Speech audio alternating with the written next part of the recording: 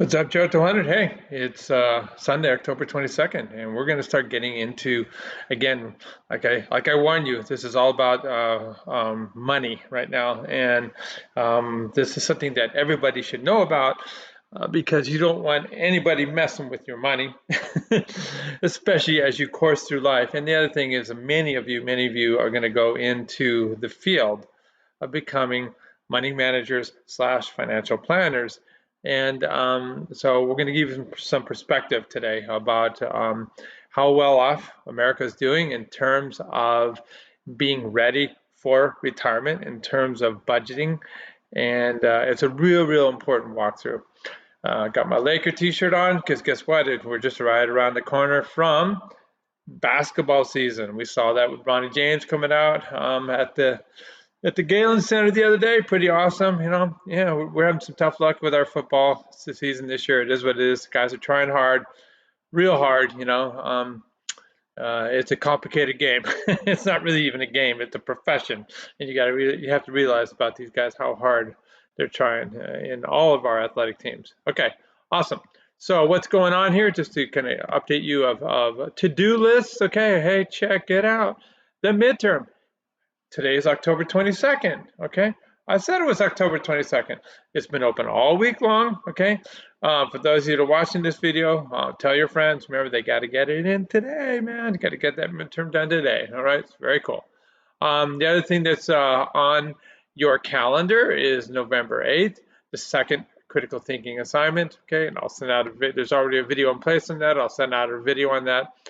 Everything we're doing now is very connected. Okay, it's very applied. This particular writing assignment is being a financial planner. Okay, and you're gonna look at what's gonna happen with your money. Okay, when you start getting into planning. And again, you don't need to hire a financial planner. We don't have one. Okay, and luckily Julie is super good with our Fidelity website, and we do all of our investments, you know, online and pay next to nothing in fees, which is huge. Okay, and the most important thing, we have control of our money, so we don't have a situation like what happened to so many people.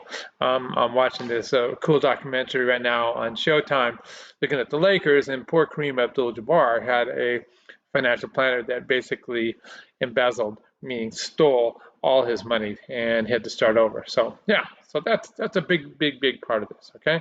Alrighty, let's go into our weekly assignments. Okay, that's what we do. All right.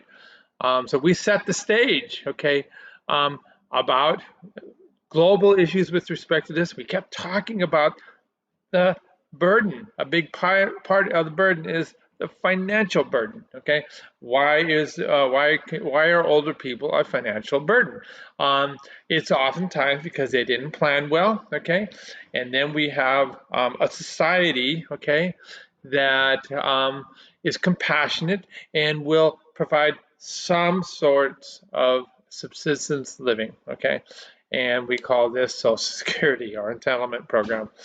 We also have coverage for healthcare because you know it's super important as people get older. Okay, and it's not free. Okay, there are costs for our Social Security. I mean our Medicare program, but it is subsidized. Okay, it is the government helps to fund it. Okay, and then you also will pay your premium.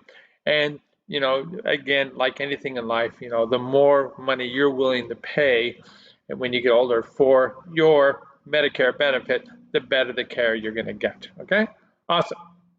Alrighty, so so we've gone through this. Okay, we talked about how aging sets us up for disease, and these diseases like cancer, like diabetes, like vascular consequences, like heart disease, like stroke, like kidney disease, and even a vascular consequence called Alzheimer's disease, where people are requiring medical aid, medical care for 5, 10, 15, 20 years. It adds up, you know. You know, I'm the arthritis guy. You know, I'm the former athlete, okay, that now at 67 going on 68, I'm having tons and tons of trouble with all the joints that I've ruined all throughout my life. And so I've had, you know, 2 shoulder surgeries, a knee replacement, okay. I had back surgery, cha-ching, cha-ching, cha-ching, okay? And so it's a burden. So my insurance company, the PPO that I get through USC, so I pay the most amount of money for insurance, okay? They're not liking me right now, okay? Because, you know, of course, we're paying $4,000 a month in insurance. Most of it is from USC, you know, I pay about 1,600, USC pays the rest. And, but I'm cashing in, you know, this shoulder surgery was 50 grand that I just went through 3 months ago, okay? So they don't like that. So that's the burden part, okay? And then we look at this, you know, down the line in terms of, you know, Medicare paying for people in their 60s, 70s, and 80s, okay? Alrighty, so we went over the kind of economic implication for governments, how they gotta come to grips with this. And this was last week, and now we're going in to take a snapshot of our country. Where do we stand? Okay, this is, you know, something that you should got to be aware of, because this is such a hot ticket item politically. Okay, it's, you know, your parents, your grandparents, and you know, where we are headed in terms of funding people to have a reasonably comfortable later years, older years of life. Okay, awesome. All right, so let's take a look at this. All right. So what we've done in what we have done as a team in this particular chapter, this assignment for your class, is we pulled and grabbed the most pertinent information from a couple of sources, from 3 different sources, okay? Every one of the figures, you see a bunch of figures in here that I'm going to walk through with you, are provided in a PowerPoint slide deck if you want to use it and look at it that way, or use it as your own personal resource, okay? So our goal, as indicated in assignment 10, is to see how well the United States has done in terms of economic preparation for retirement. You know, we're going to look at things like the average. We're going to look like another readout, which is the median, the middle, okay? And we're going to see how things are kind of stacked up, how things are playing out, okay? You know, what percentage of people, based on age, based on ethnic background, okay, based on disability, are saving for retirement, okay? How's that differing across the generations? You guys in my Gen Zers, okay? Me, a baby boomers, you know, the Gen Xers, okay? Millennials, how's it stacking up, okay? And that's something to worry about. You know, if people are not doing very well, that's something that you're going to have to deal with when you start earning a lot of money, and we're going to talk about that. You know, how are we going to fund the retirement for these people that didn't think ahead? Okay, all righty. And we're talking about these people right here. There's a big chunk. Okay, around 30% of the United States, when they retire, their sole source of income is Social Security.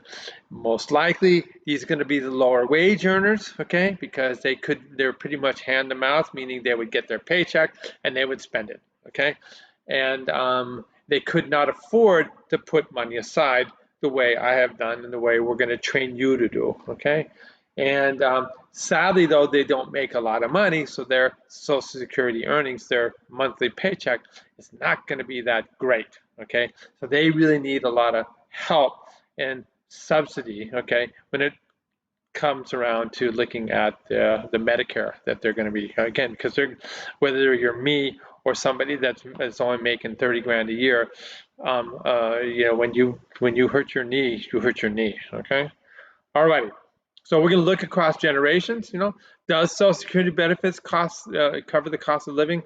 No, you know, but we're going to look at that. Okay, we're going to look at some budgets, and that's something that you need to do in your life. You need to learn how to budget. Okay, and then what will happen is, like I said, a lot of you are Marshall majors, and so you're going to be sitting down with your clients. You're going to say, you know, we need to sit down and create a budget. Okay, and once we've created that budget, then we can see how much money you can afford to set aside in accounts that won't be taxed, at least for the here and now. Okay, and we're going to talk all about that next week. We're going to look at, you know, why we do individual retirement accounts and Roth individual retirement accounts, 401ks. You know, where is the tax benefit. Why don't I just put my money in a bank, and also we're going to learn about compounding. All right, there's some risk associated with what we're talking about here. You invest in the stock market, but you have the opportunity to make a lot of money, and that's called compounding. We're going to look at that too, okay? All right. Alrighty, how do we spend our money? That's the budgeting part, How do you budget on an annual basis, okay? And what kind of goals do you need to be setting up for retirement, okay? So my retirement strategies right now, okay, are more conservative than, say, your retirement strategies, all right? Why is that, okay? Because I'm going to be tapping into that money sooner, and I can't afford to have, like, let's say, an enormous 4-year dip in my assets that have been invested in high risk equities. These would be bundles of companies that are put together in the stock market. All right, so that's what that's all about. All right, so as indicated, we provide the URL. So this right here is the URL. It's a great article. Okay. Put out by the Wall Street Journal, and it says what retirement looks like in America in 6 charts. So that's one of our resources, okay? Published in 2023. We already know this. You guys know the drill. This was from week 1 of this class, okay? We're looking at people over the age of 65. Here we are at 2023, okay? All right, and you see the projected increase, okay? So this is a bigger deal, okay? And, okay, we heard about when you guys looked at your CT1, okay, dependencies, okay? Your child that you're gonna have is gonna be dependent on you, okay? And then there's a good chance that your older parent or grandparent will be dependent on you, okay? So this is the projected increase in the balance of that. There's gonna be a lot more people over the age of 65. They're gonna be looking for help, or at the very least, there's a lot more people over the age of 65 that are going to be relying on the federal government for Social Security, Medicare, and then hopefully a big chunk of these people would be investing, but you're going to see not enough, not that big of a chunk, okay? Alrighty, so again, this is from the same article right here. So boom, we're going down here looking at these 2 figures that were in that article. So as indicated, these 2 graphs, okay? First of all, it's looking at average household retirement savings, okay? Alrighty, that has a lot of different ways of looking at it, a retirement saving, okay? We're going to talk about investing in businesses all across America, okay? That's called the stock market, okay? And we have these different investment companies that have large portfolios, so they basically have thousands and thousands of companies, okay, that you're able to invest in through them, like a Fidelity or a Vanguard, okay, like MetLife, on and on and on, all the different banking agencies, okay? They'll bundle it, okay? So we're going to learn about this, okay? That's the mutual funds or index funds are the best way, okay? Not doing an individual stock, but it's a category, all right? That's one way, all right? You also have retirement savings where people have it under their mattress upstairs, okay? Or in a bank, what gives you, it's about the same amount of interest, the one in my mattress, the one in the bank, okay? You get very little growth of your money, but it's quote unquote a little more secure. There's less risk, okay? But shoot, when you're investing in the stock market, you can, during the good old days, okay, not so much the last year and a half, good old days, we were making 8% on our money, and that just rolls over and compounds every year, and you can watch it, your money grow exponentially, all right? Okay, so we have stock market, we have money in a bank, okay? There's different tiers with that, okay? You can have just a basic savings account, a money market account, okay? What's been really cool to do right now is a lot of the banks are offering certificates of deposit or CDs, okay? And because interest rates are so high, then because they're making a lot of money and the money they lend out with interest rates are high, and then they say, you know what, we want your money securely in our bank, we're going to offer you this CD that if you leave it and don't touch it for 3 years, we're going to offer you a CD at maybe 6%, okay? That's pretty dang good. So these are all these different strategies. Real estate, okay, that's another one, okay? So all these different sources that people have for retirement savings, okay? We looked at the average, okay? Obviously in your age group, okay? Maybe $30,000 on average, okay? This is beyond your age group, okay? But you and your brothers and sisters, okay? This is right here, you're starting to get into the wheelhouse of your career, okay? And we see right here about 125 saved on average, okay? Again, it gets us all across all these arenas of income source. And we look out here, okay, and we see that 55 to 64 now you've made it and you have lots of money here, 400 grand. This includes the equity in my house, so I bought my house for 430, it's worth 2.5 million. That's money, okay? That is retirement savings, okay? On and on and on and on, okay? So that's average. This is going to be skewed. There's plenty of people that are low income earners that have nothing put away, okay? There's also plenty of people out there, okay, like Elon Musk, that are worth billions, okay? So both of those extremes are going to skew the average, okay? Better way to look at things is let's say we had 100 people in our country, okay? All right, let's just say we have 330 million people, okay? We just line all 330 million people up from the highest amount of household income to the lowest amount of household income, okay? Everybody's like that, all in a line. We go right in the middle, okay? Right at 160 million from the start with the person that had zero. And what do we see here? This is the median, okay? And this is the household net worth. This is everything under the sun, okay? And we see that, again, your older brother and sister and you guys, okay? We'll start at, say, 18, less than 35 here. Net worth, the median is about 14, okay? Right here, the net worth for people when they're hitting their stride working right here is 91, okay? On and on and on and on, okay? So it's far less than we saw here on the average, and that shows you that the average is being skewed by some super high income earners, okay? Right, so that's where we are economically in our country. Okay, let's say you are on the lower end of everything I was talking about.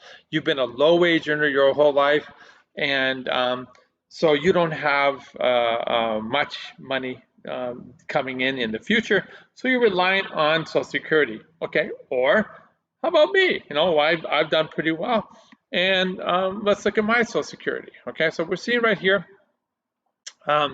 this is color coded by percent distribution, all right? So this is greater than 5%. It shows you that this group right here that's going to make $2,600 a month or more is about 17.5% of the total population that is drawing from Social Security. People that have either retired at 62, 63, 65, whatever it is, okay? All righty. So the average benefit, okay, is at $1,825 a month, all right? Not a whole lot of money, okay? If you're going to USC, that's your rent, okay? So it shows you that Social Security is not enough on its own. How is it calculated?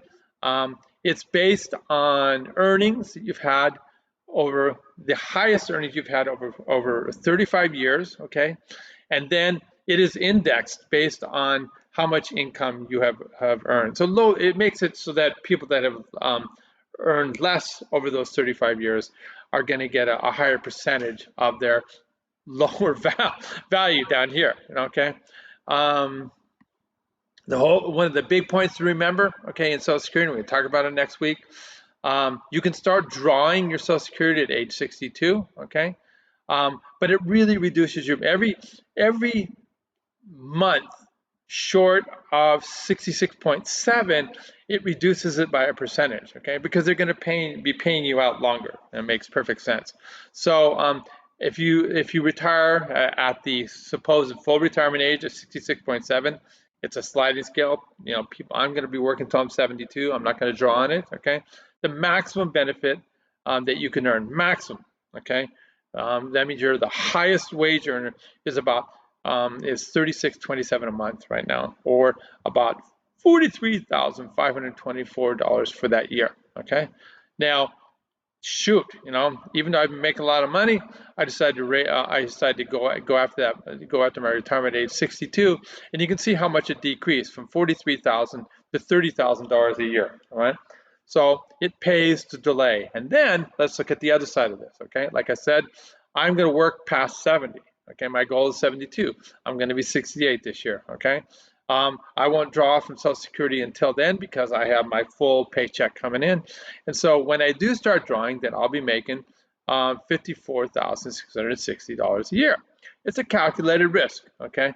We have longevity in my family. My dad lived till he was 87, my mom 95. My dad did everything wrong and he still lived till he was 87, right? So I figure I'm going to be around for a long time, so why not, okay? Awesome. Alrighty, so Social Security is not going to be enough. You can see these numbers right here. This is not enough to live on, okay? That's a freaking car payment, okay? What are we going to do, okay? What are we going to do here? So we're going to encourage you, we're going to learn all about this, to invest in your retirement. So how is our country stacking up?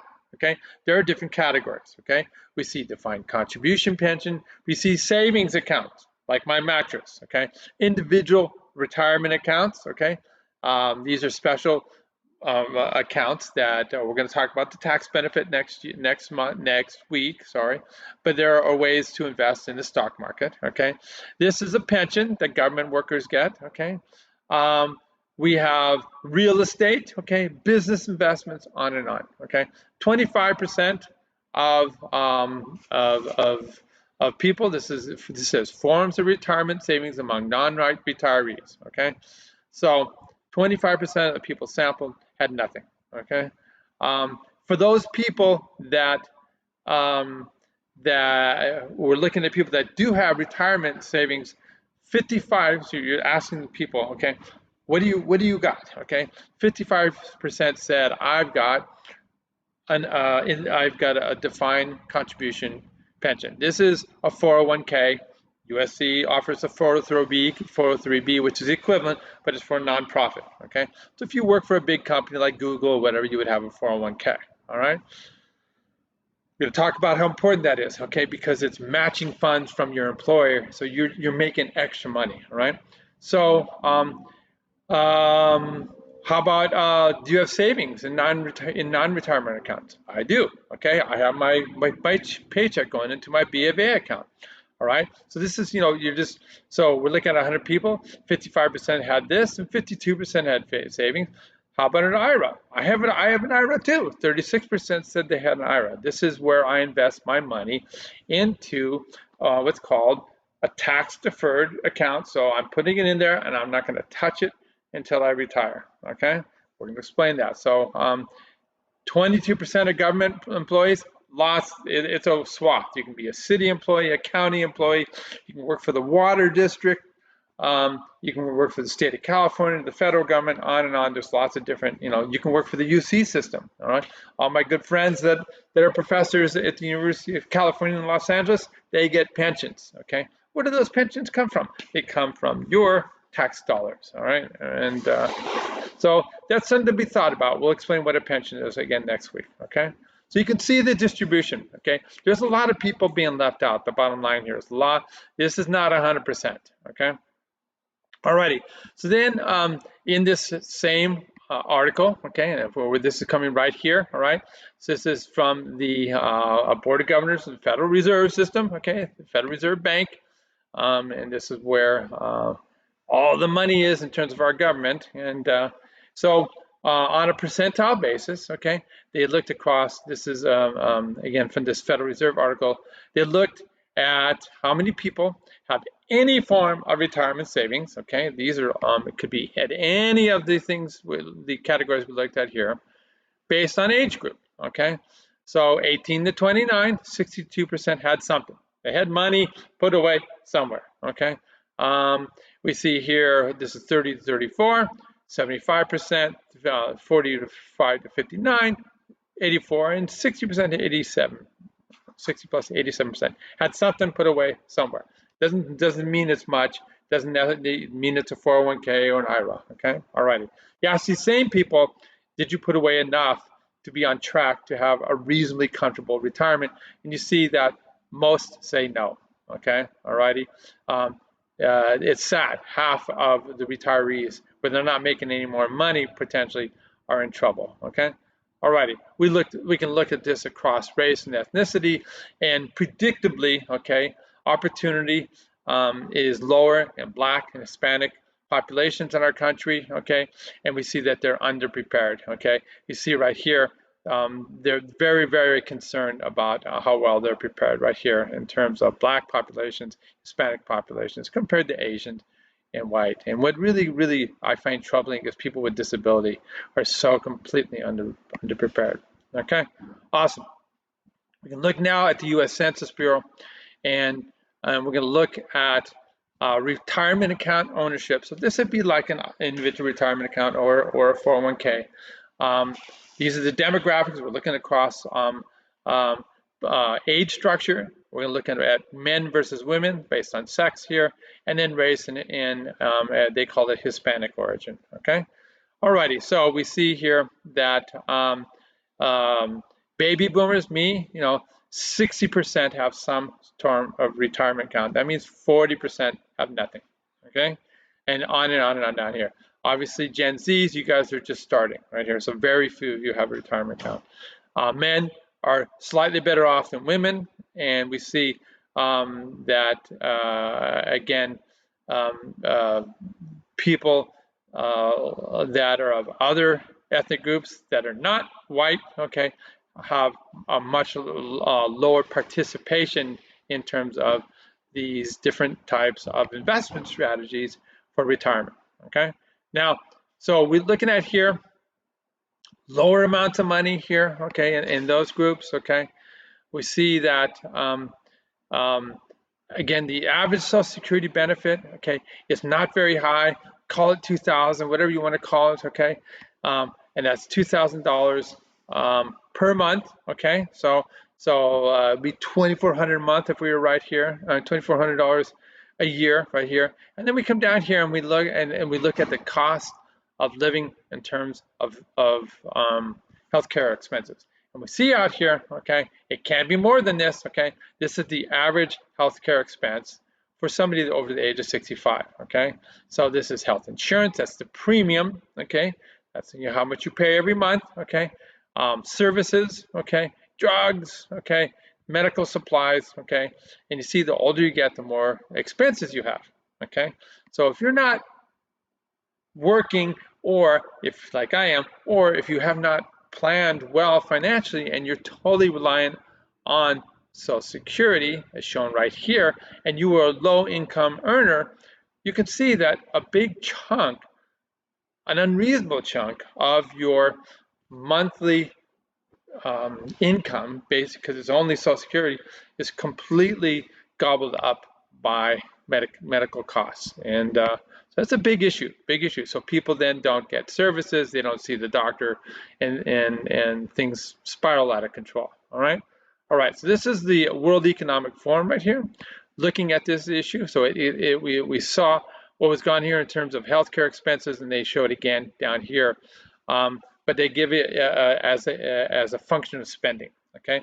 This is on average, okay? So again, they're going to be low wage earners. They're going to be in big trouble, okay? So on average, okay, like a baby boomer here, as would be my parents, with the very few silent generation left. These are your Gen Zers, how much you spend annually, this is in 221, in terms of healthcare expenses. And what percentage of your total expenditures, me for gasoline and for food, and for utilities, how much is it? And we see that it starts creeping up to 16% on average. It can be more. We're going to see in your discussion, it can be half of your expenditures that you'd make on a monthly basis or towards healthcare. All right.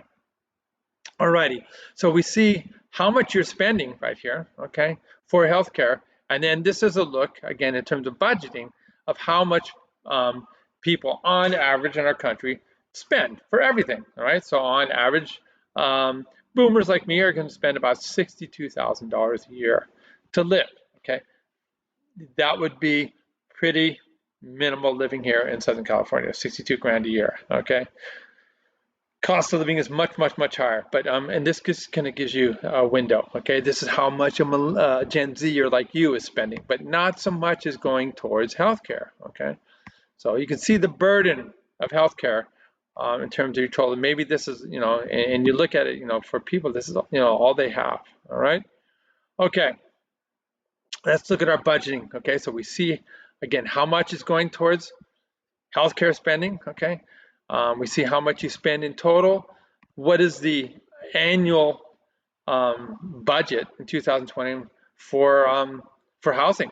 Okay, we see this right here. So, and it's pretty similar across all age groups. Okay, a big chunk, 40%, near approaching 40% of your budget on average. Some people it's far worse. Okay, this is how much you spend on entertainment. Okay, so this is all part of the budgeting.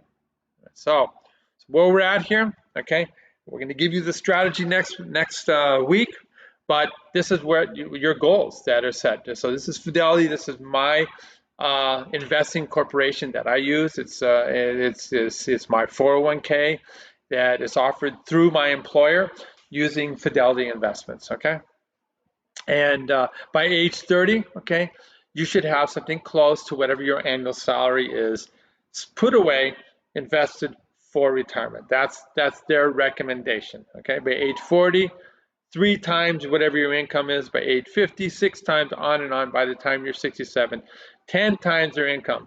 Whoosh. Okay, so am I there? I'm pretty close. I'm pretty close. Okay, so so I feel like in terms of the scale that we talked about up here. Whoops, sorry, I'm kind of scrolling too quickly here. Just right here, am I prepared? Okay, right here. So I'm on the higher end over here. Am I on track? I would say yes. I'm pretty close to being on track. My dog's going to go bark at something outside. They haven't come by yet to say hi. That's tragic. Okay, awesome. So that's the background to this month. Okay, then I want you guys to start thinking about um, the reality of the Social Security system. Okay, that's your discussion. Okay, and this was a really cool article. So it was from a while ago, but it did make the projections, and it just shows you the tragedy in terms of people that are Medicare beneficiaries. Okay, so they're old enough that they are that their form of health insurance is Medicare, and what percentage of their spending, okay, in terms of their health expenses was of their Social Security income. Okay, so we see in 2013, 41% of your Social Security check was being used to pay for medical expenses. It's projected that by 2030, 50% will be used to pay your medical expenses. Okay, so that's something to think about. Now, remember, we're going to talk about all this next week, but we want you to learn a little bit about Social Security this week in your discussion. You'll look at your paycheck. Okay, you can see Social Security taxes, 6.2% is you, 6.2% is your employer, unless you're self-employed and then you're paying all 12.4% yourself. Okay, this is capped at $160,200 dollars a year. After that, no more Social Security taxes are taken out of my paycheck. That is a big political item. All right.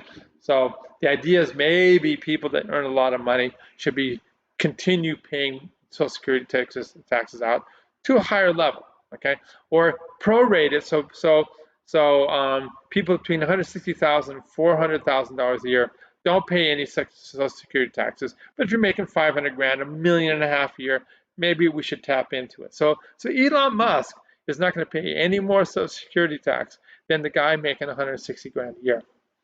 So that doesn't seem right. Okay. All right. So anyways, so these videos that give you perspective, okay, on the Social Security system, okay. This shows you how it's funded, okay. This particular video right here explains why it's important to wait. I talked about that already, okay. So if especially as we're making it easier to live a lot longer because of hygiene and medicine and everything else. So you might want to push back the time when you retire to 70, okay? And it explains that, okay?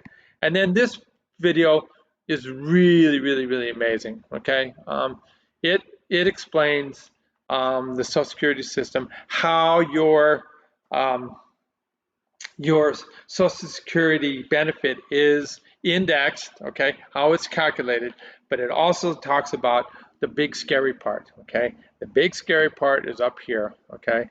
And we see right here that the Social Security trust fund. So when the money's taken out of your paycheck, it goes into a large bank account controlled by the federal government, and it earns interest. Okay, and up to about 2020, it was all good. But what happened? The baby boomers started retiring. Okay, and the government had to tap into all the interest. It disappeared, and now the government is having to tap into the principal. Okay, it's like a bank account. Okay, and the prediction is by 2033, we might burn through the principal. All right, unless something's done. What's going to be done? Okay, either we reduce the amount of Social Security payments that I get on a monthly basis, or we're going to tax you at a higher level. Something's got to be done. Okay, these are all big, big, big challenges. All right, so this is a really, really, really cool video done recently in 2020. It kind of spells everything out. Okay. All right, so I want you guys to, this one is a little bit longer, about 19 minutes long. It's well worth it. These two are first pretty simple right here. Okay. All righty.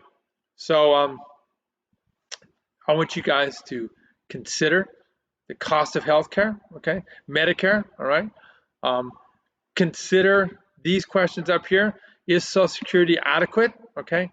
Are we a compassionate society? What are we going to do about these people? You know, people, we're going to talk about housing. Older people are being kicked to the curb, okay? They're living in tents, et cetera, et cetera, et cetera, okay?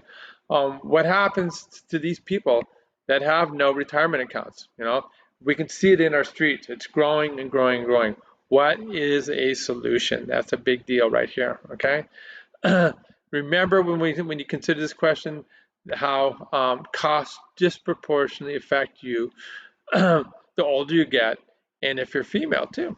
All right, so the older you get, the more healthcare expenses you're going to have, like me. All right, so this is the prompt which you're going to discuss after you watch these videos. Okay, guys. All right, peace. All right, get that midterm done, and we're going to have a good time being financial planners in the next CT2 that's coming up on November 8th. All right, fight on, guys.